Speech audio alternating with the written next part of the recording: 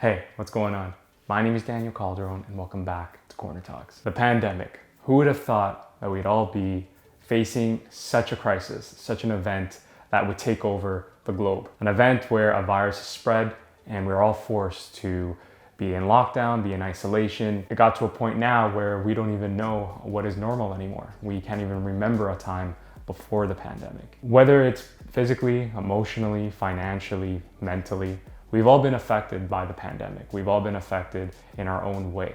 And either you started a business or spent more time with your family or, learned to develop a new hobby and discover your passion, or maybe just take time for yourself. You have figured out lessons from this pandemic. So having said that, these are my lessons learned from the pandemic.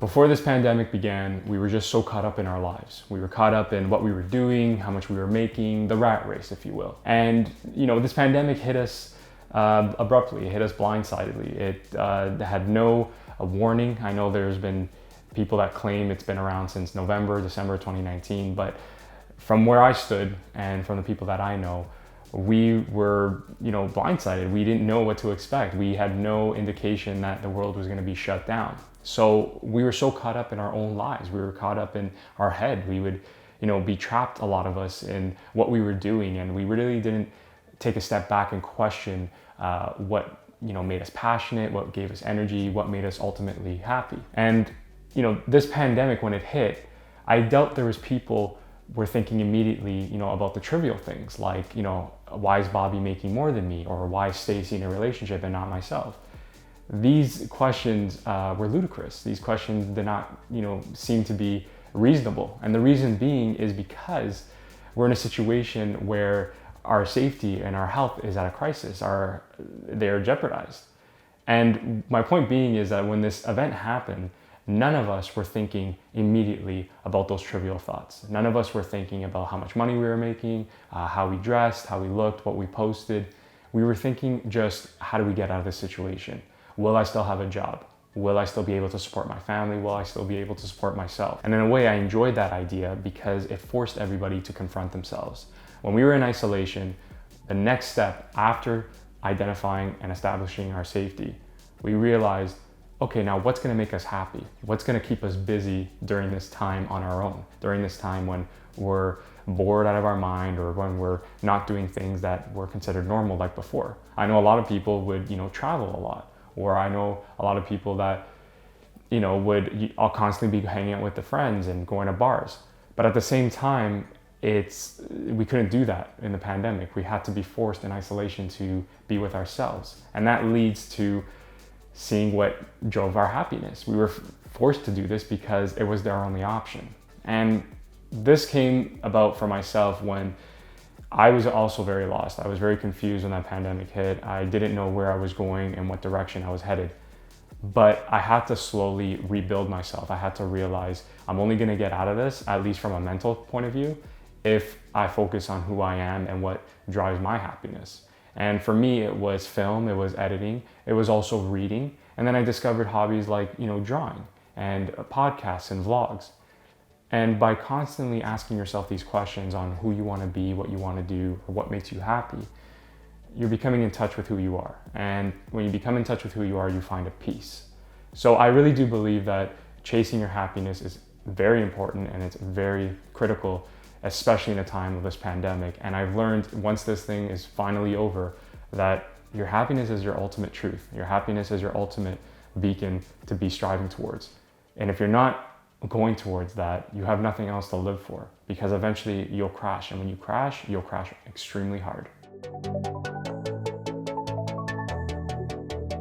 The lives most of us were leading before the pandemic was very, luxurious, very extravagant, very excessive, or at least what we depicted. But for the most part, we were living at a very prosperous time, much better than the generations before us. And we all knew it. We had clean water, we had a house over our head, we had good jobs in some situations, making a good living. We had a university education. We had things at our disposal, like material things. And again, not everyone experienced those things. I'm sure different people watching this from different parts of the world are saying, what are you talking about? They could be saying, I've never experienced that kind of lifestyle. But for myself, living in Canada, a first world country, and seeing how the culture is in North America, and especially the lifestyle with social media and posts, and just how young people interact, we had it good. We had it really good, and it was very peaceful in the sense that nothing was disrupted, nothing was disturbed. We were in our own bubble, and I think the pandemic hit us a lot in the different ways, and more so from a health standpoint, because we believed we were superior. We believed it wouldn't affect us in any way. And the reality is that the virus does not care. So what I'm getting at is, with this pandemic, it made you realize to be grateful for the things you have, to be grateful for the things that truly matter. And for myself, I was caught up before the pandemic in, superficial things like, social media and where I wanted, a job that I would have, or just people that I would interact with. I was part of this whole status competition. And when this pandemic hit, I slowed down and I started to look inward, and I started to spend more time with my family and realize, wow, these people, thank God I have my loved ones that, weren't affected by this pandemic through their job or their health. Thank God, I have a roof over my head, that, we're evicted. So many people that I know, young people, friends, colleagues, that are in apartments, and I always think to myself, if they can't pay their rent, they might have to be thrown out and put into another building, or they have to find another place to call home. It's a very frightening experience, and it just puts things into perspective, and you become grateful, and you start to realize, I have my health, I have my family, I have a roof over my head. I have these things in my life. I have the ability to make this video for you guys. I have the internet. I have, filmmaking, colleagues and contacts, and, all these things at my disposal. And again, so many people in this pandemic were deprived of them because of the event, stripped from their job, stripped from their financial gain, their income. And I wasn't affected as harshly as these people were. I was affected in my own way, in terms of opportunistic situations like, getting jobs, or, finding clients, and, expanding my portfolio and making money. But regarding, how you hear stories of people, losing their lives, and, just not being in situations that they ever thought would be possible, and being forced to alter their life, being forced out of a business. Again, it makes you realize, you have to be grateful for what you have now. And you can't be grateful when things happen or work out for you. You have to be grateful for right now, in this moment. And I'll say it again, I'm not perfect, I'm not human. I've been in situations and been in moments where people have to remind me that you should be grateful, because I get too caught up in myself. But for the most part, I realized, today is all we have, and we must be grateful for all the blessings that we receive. This one for me hits hard, because I know for myself, and I'm sure a lot of people watching this, there have been a lot of people that you hung out with before the pandemic, a lot of people that you associated with who were toxic, who brought you down, who made you feel like you weren't capable of anything great. And the pandemic forced people, because it was a lockdown, again, not only to reflect inwards, but to put themselves in a situation where they can avoid contact with those that hurt them. They can also rethink the people that matter in their lives, their families or friends they've, disconnected with, or friends they haven't really kept in touch with for a very long time. And I feel like, the lockdown is a pretty advantageous concept to people that, maybe suffered with a poor friendship or a toxic relationship.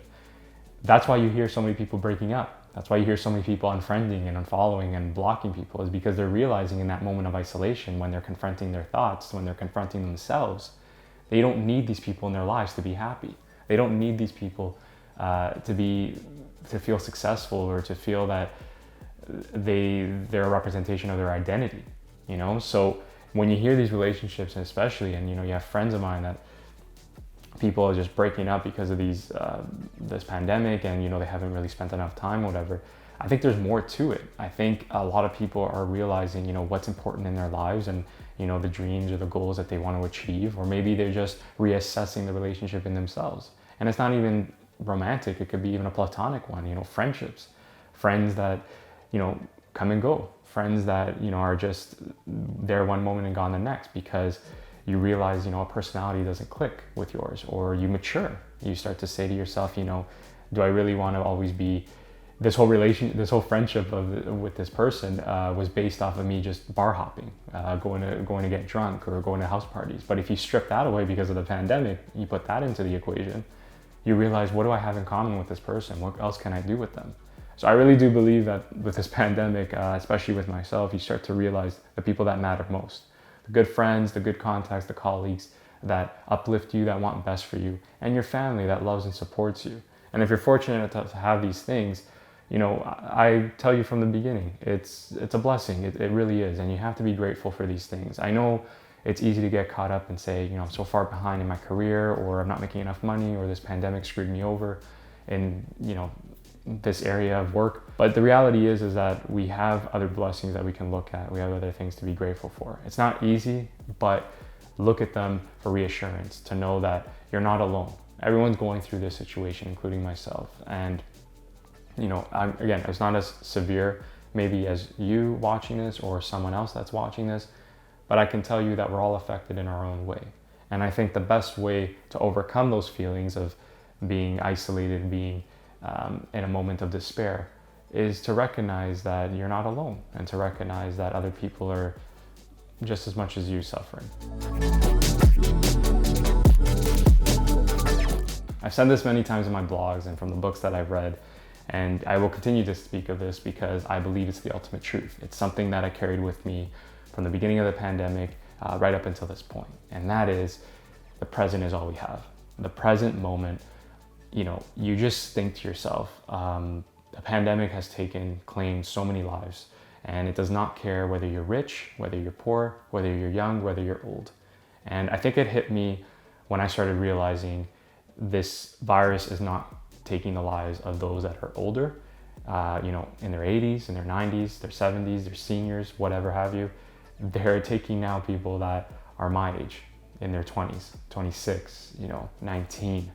When you start hearing numbers like that, you start to say to yourself, wow, like these people, just as much as me, had hopes and dreams. I'm sure they had goals, they had missions in life. They probably thought 2020 was going to be their best year yet. That's when I realized that the universe doesn't care and it doesn't owe you anything. I know that sounds very cruel to say, but if you think about it, we're going about our lives, we're doing our thing, and we think that we have control, we have that power over the planet, over nature, in dictating, what can happen to us. And as much as we have, the technology, as much as we have, the knowledge, that's why, we have a brain to figure out, cures and vaccines and medicines to, remedy these situations. At the same time, again, we're only human, and we can't predict what's going to be happening tomorrow.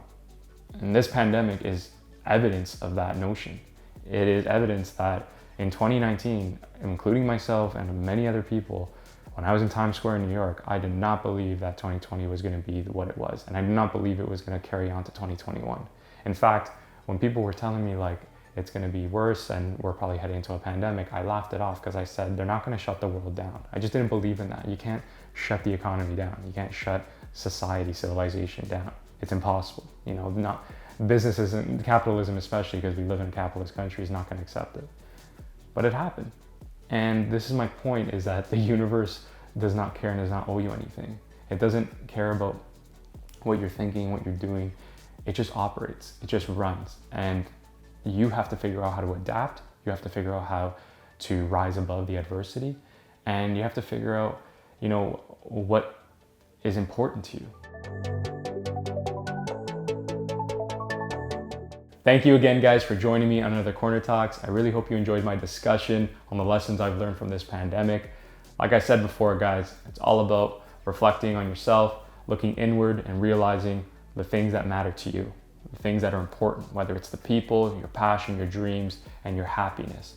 I think all these lessons, whether you take them from myself, whether you're inspired by them, take note of them, or you learn from your lessons that you've experienced in the pandemic, use them, apply them to when we have a world post-pandemic. Because I think it's so important that we don't go backwards. I think it's so important we don't go to a place where, we were suffering, we were in pain, and we were not truly ourselves. We were not truly happy. If you agree or disagree to my lessons or what I had to say about them, please leave your comments down below. I always love to see your thoughts. Also, if you enjoyed this video, please be sure to like and subscribe to my YouTube channel. Take care, and we'll talk soon.